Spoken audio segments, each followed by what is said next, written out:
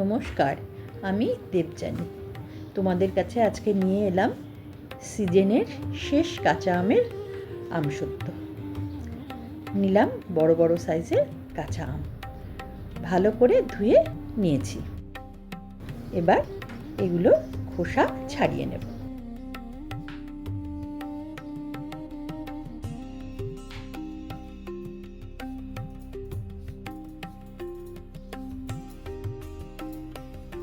সব কটা খোসা ছাড়িয়ে নিয়ে এবার এগুলোকে কিউবের আকারে কেটে নেব।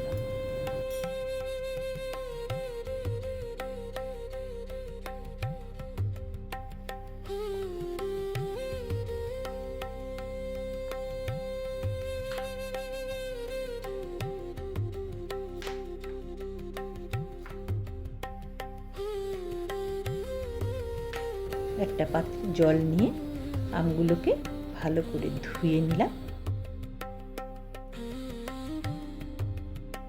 এবার গ্যাস অন করে একটা বাটিতে বসিয়ে দেব জল গরম হতে। জলটা ফুটে উঠলে 1 চামচ নুন দিয়ে তার মধ্যে আমগুলোকে সিদ্ধ করতে দিয়ে দেব।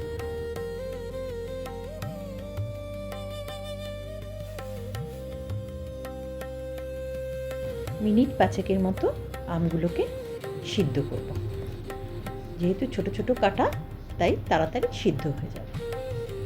এবার গ্যাসটাকে একটু কমিয়ে মিনিট 5 হয়ে গেলে সিদ্ধ করা আমগুলো ছেঁকে বাটিতে উঠিয়ে নেব।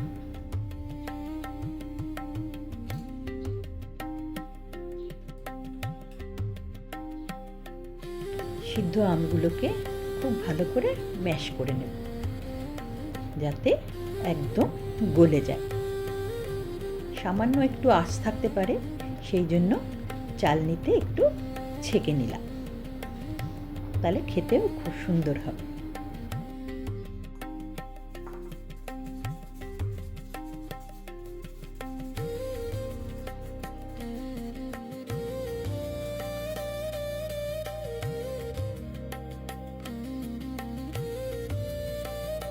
এবার কড়াইতে করে রাখা আমের পাল্পগুলো সব দিয়ে দিলাম, দিয়ে আস্তে আস্তে মিনিট 5 মতো ফুটালাম।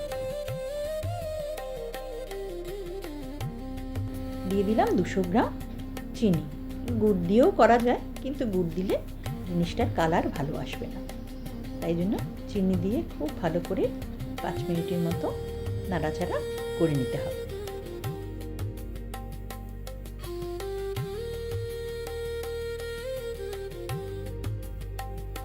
একটা পাত্রে 1 চামচ কর্নফ্লাওয়ার গুলে এর মধ্যে দিয়ে দেব। এটা দিলে একটু থিক জলদি হবে। ভালো করে 2-3 মিনিট নাড়ালে তার মধ্যে দেব 1 চামচ বিট নুন, দেব চাট মশলা 1 চামচ, আর দেব 1 চামচ মৌরি। এতে গন্ধটাও খুব সুন্দর আসবে। আর উপর থেকে দেব 1 চামচ গোলমরিচ, যাতে নুন, মিষ্টি, লবণ সব সমান হয়। কালার এমনিও করা যায়, কিন্তু একটু কালারটা সুন্দর করার জন্য আমি দিয়ে দিলাম ফুড কালার 2-4 ফোঁটা। এটা একদমই অপশনাল। উপর থেকে দিয়ে দেব সামান্য চিলি ফ্লেক্স। ঝাল ঝাল, টক টক, মিষ্টি মিষ্টি, ভীষণ সুন্দর লাগে খেতে।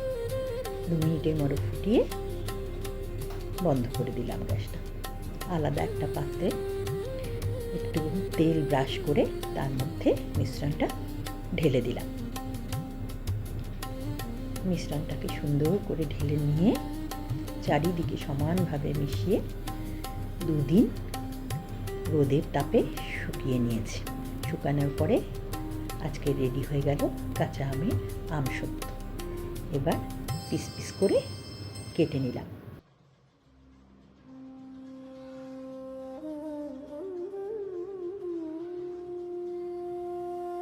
সিজনের শেষ তো, এটা খুব সুন্দর হয়, সারা বছরও রেখে দেওয়া যায়।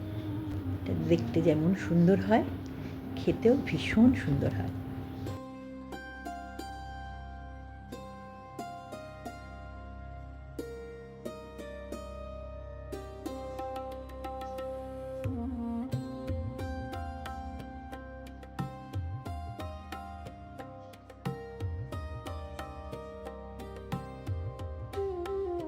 দেখো তো কেমন হয়েছে, খুব টেস্টি হয়েছে খেতে।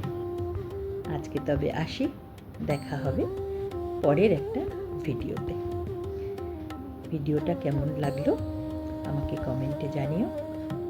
ভালো লাগলে লাইক, শেয়ার আর সাবস্ক্রাইব করে দিও।